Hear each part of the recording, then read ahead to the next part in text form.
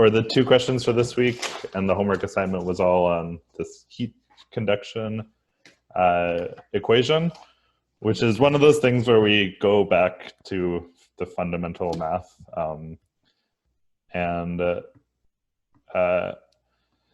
A lot of the reason to do this is just so we understand the assumptions that we make. Usually in industry or in a lot of our projects, we wouldn't be starting from this version, but it's good to understand all the assumptions we're going to make in order to use the versions that we use. So the one we typically use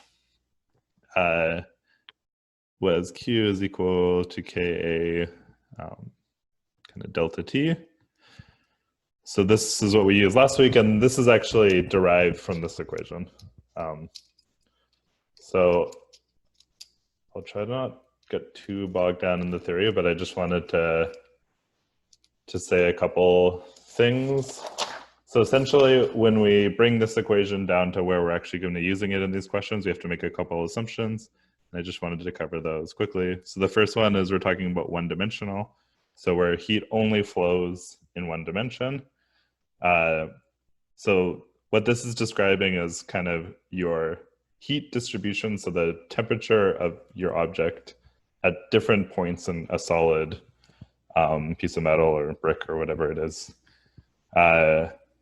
So if we assume 1D, so let's say we're talking about a wall of a house, usually we just assume all the heat flux is going here. In reality, there would be maybe a difference between this temperature and this temperature, but a lot of times we assume that's negligible. By doing that, we are able to bring it down.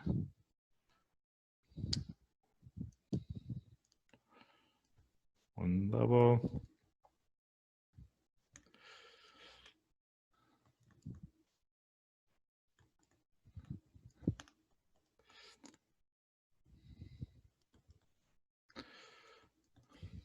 Okay. So the next thing we're going to assume is that our material is constant heat conduction, or it's kind of one solid material throughout. And then that allows us to go one more level. Sorry.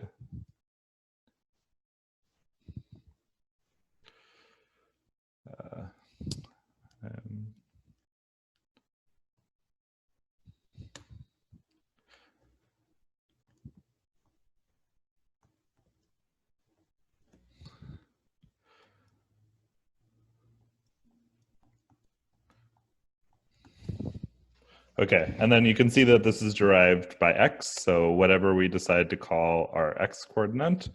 And so in this case, our temperature through our wall would change as we move through our wall. And then this is divided by or integrated by time.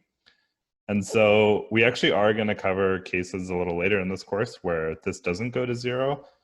And we do have time, and that's a very important thing, especially in buildings, as they heat up and cool down. They have a lot of thermal mass, and that can be used for a lot. But for this chapter, we're going to assume steady state. And so that's going to go to 0. And then this will leave, but in a lot of questions, if there's no heat generation within the solid that we're talking about, we're going to assume that that's 0. And then as we solve these questions, we just assume a couple boundary conditions. And actually the first question is going to cover all of the boundary conditions. So we can just go right ahead to that. And then the other important thing to know is just that there is a polar version of this question. And I guess, can anyone say why, like in what case polar coordinates would be useful and why? For cylinder? For a cylinder, yeah. And why wouldn't we want to use rectangular coordinates for that?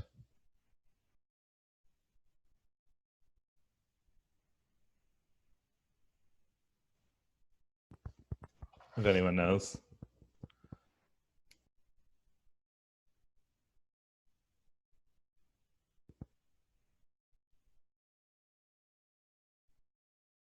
Because it has different coordinates. Yeah. Like they are the radius and instead of x, y, z. Right. And what's true about the heat flux, I guess, in terms of those coordinates?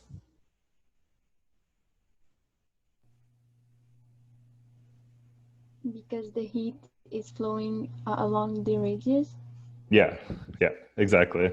So this simplification that we made, where we got rid of the x and the y, that just makes this equation much easier to solve. And in the case of if you have kind of a hot fluid running through here and maybe your cooler out here, then of course everything is going this way. So it's just in the same direction as the radius. So this is actually written here. This is the one-dimensional version of it. And you could also have a difference of temperature running down the length as well. Okay. So question one. So this one, we're actually just going to cover every boundary condition. And then in the next question, we're actually going to solve the equation for a particular case. Okay, so for this one, we're considering a spherical container of inner radius r, outer radius r1 and r2, thermal conductivity k. And so that's an important thing. We're assuming they're only giving us one value, so we're assuming the same k throughout. Express the boundary conditions on the inner surface of the container for steady state one-dimensional conduction for the following cases. And then they give us 3 cases, so we'll go through all those. So there are a lot of important words here. It's steady state.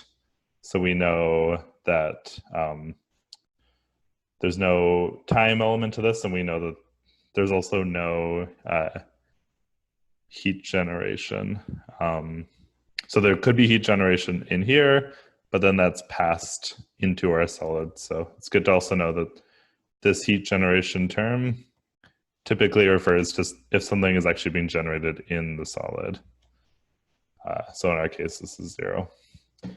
But we don't actually have to solve the condition equation. We're only asked about boundary conditions in this one.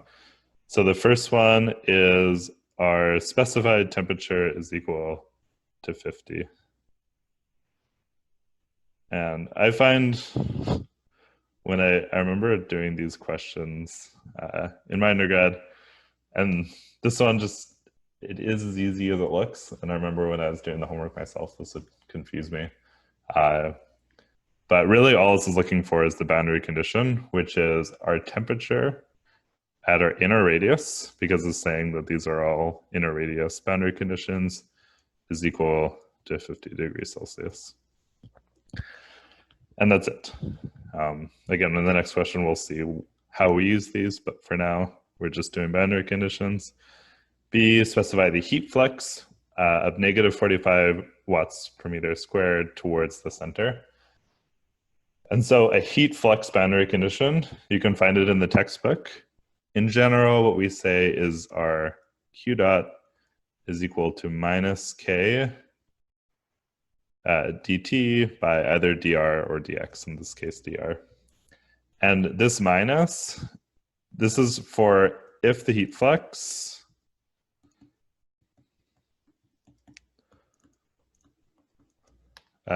is in the positive direction.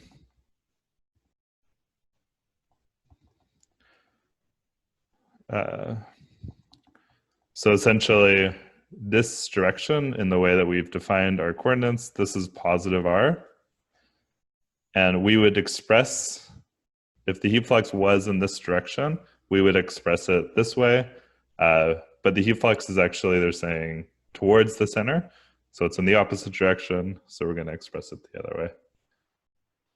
So our Q dot, which is equal to our 30 watts per meter squared. This is going to be equal to K dt, and specifically at R1, dr. And then our final boundary condition, convection at the medium with heat transfer coefficient of H. So this is saying, okay, on this inner condition, we have our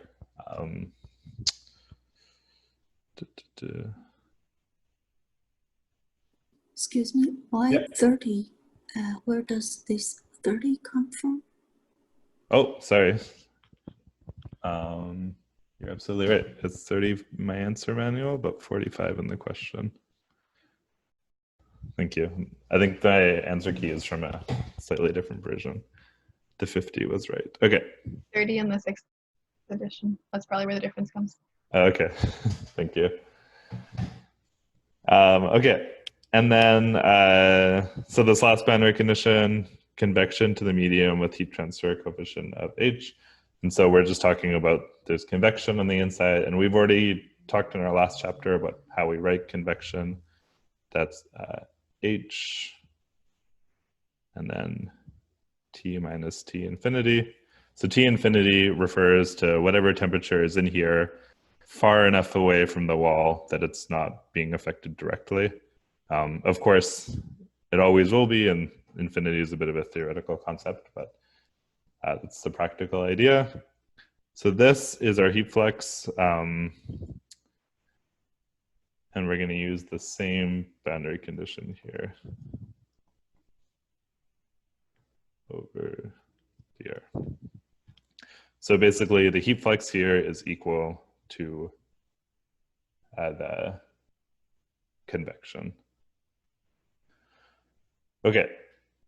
Any questions about that?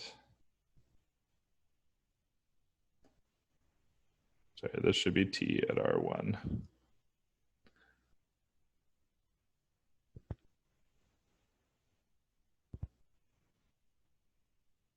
Okay. Don't forget you can ask questions in the chat if you don't feel like talking. But if there's no questions, I'll move on to the next one. It's a pretty short tutorial today, so we may have extra time for questions, or if we want to go early, that's fine too. Okay, so we have a concrete slab. It's embedded in the there's an embedded cable underneath the slab. It provides 1200 watts per meters of heat to melt this snow. Assume the slab's surface, so we're going to assume this point is 0 degrees Celsius. And then based on the ASHRAE handbook, we want this temperature difference to be equal to 21 degrees Celsius. So that's not very well written.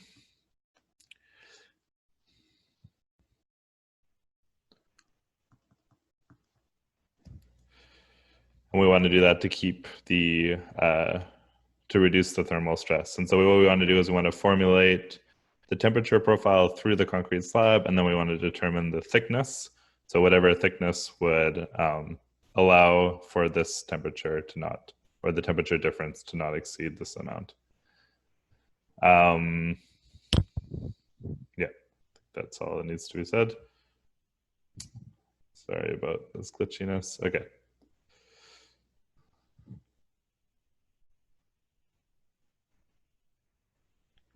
Don't know why it's being like this. There we go. Okay, so essentially what we want to do is we want to start with the conduction equation, and we want to just define a couple things. So we're going to go over to the slab, and we're just going to define some coordinates. So what we're going to say is we're going to consider our slab kind of in here. And then from this wire, there's going to be a heat flux coming in. If we extended it all the way, then we'd have this heat as generation rather than as a flux. But then we also wouldn't have necessarily a constant K. So this is definitely the easier way to do it. And then we're just going to consider our boundary. We're going to say X is this way. We could use Y if we wanted as well. Wouldn't change anything. And that means that our slab is L thickness.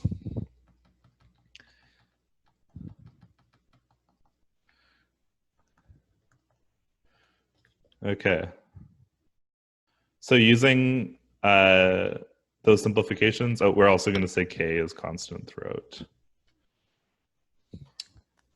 All right, let's see. So using those simplifications, we're able to do the simplifications that I did right at the beginning of this tutorial. Our generation is equal to 0, again, because we're considering the slab above where that is happening. So we're going to represent the generation as heat flux. And then we're also going to assume steady state.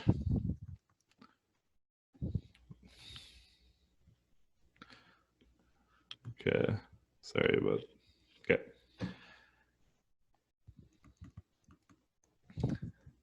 And so by doing that, we're able to reduce our equation to K T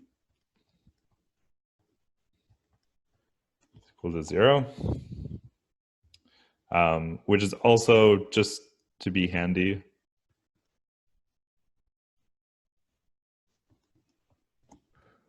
if we didn't do this simplification, you can work it through and you would get the same answer.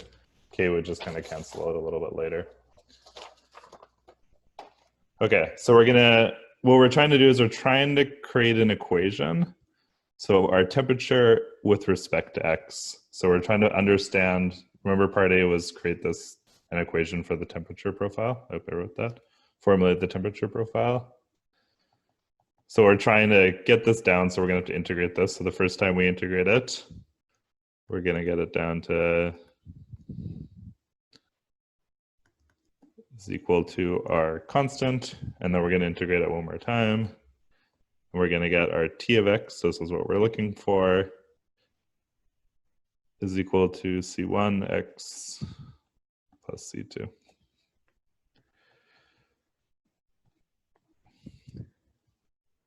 And then all we need to do is use our boundary conditions to understand what the C1 and C2 are. And so we said we know this heat flux at the concrete slab. And we also said that if we know the heat flux, we can call that a boundary condition. We said X is up, and we know that our heat flux is going in the direction of our coordinate system. And so we're going to say at X is equal to 0 minus K dt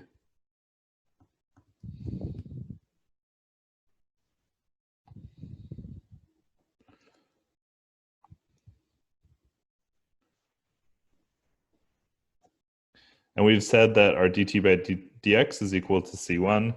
So that means our minus K times our C1 is equal to our heat flux. So we're just taking this, plugging it in here.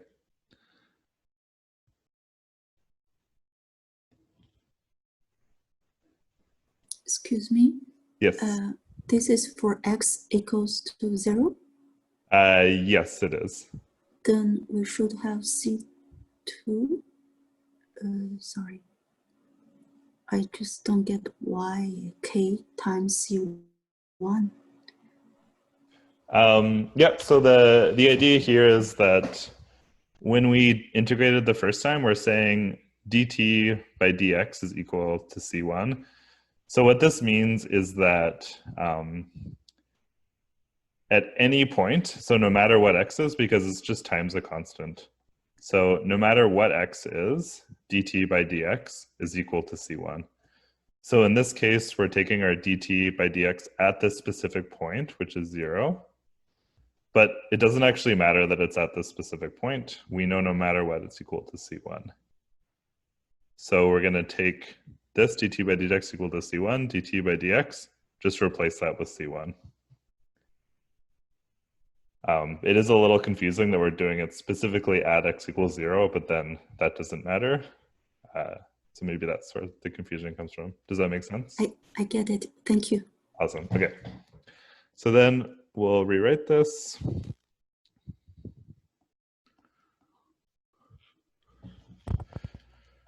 Okay.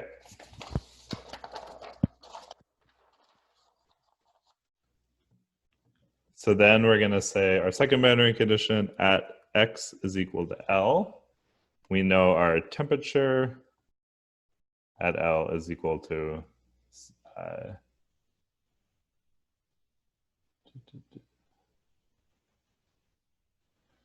is equal to T2.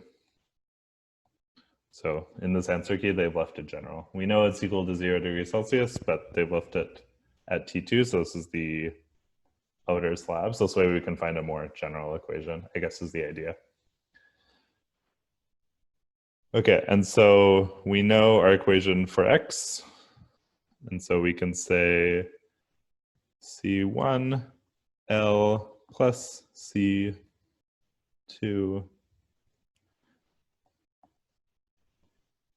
oh, okay, that's what T2 is equal to. Okay, and then so we can rearrange this for C2. C2 is equal to T2 minus C1 times L. And this is equal to T2, and then our C1 we know is minus, and so we're going to make it plus Q naught dot over K times L. Okay, so now we know what C2 is, we know what C1 is, and we have this equation for T of X given C1 and C2. So if we plug all of that together, we're going to get our equation T of X is equal to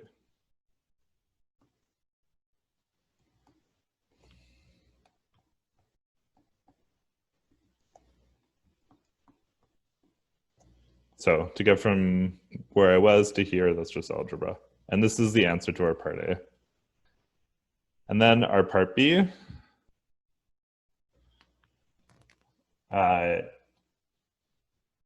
is how thick does the slab need to be in order to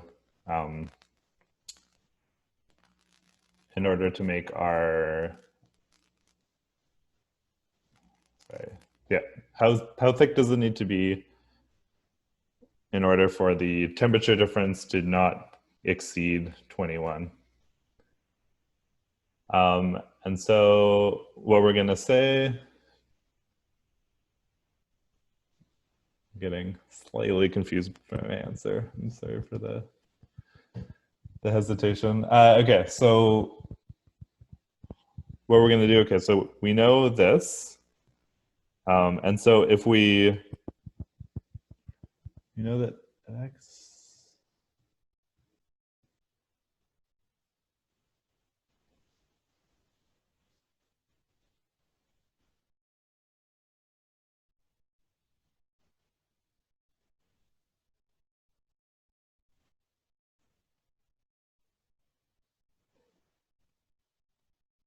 okay.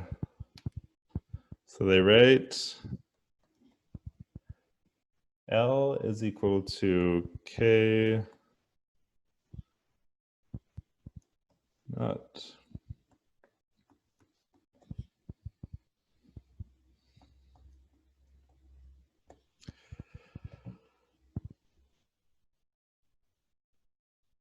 okay.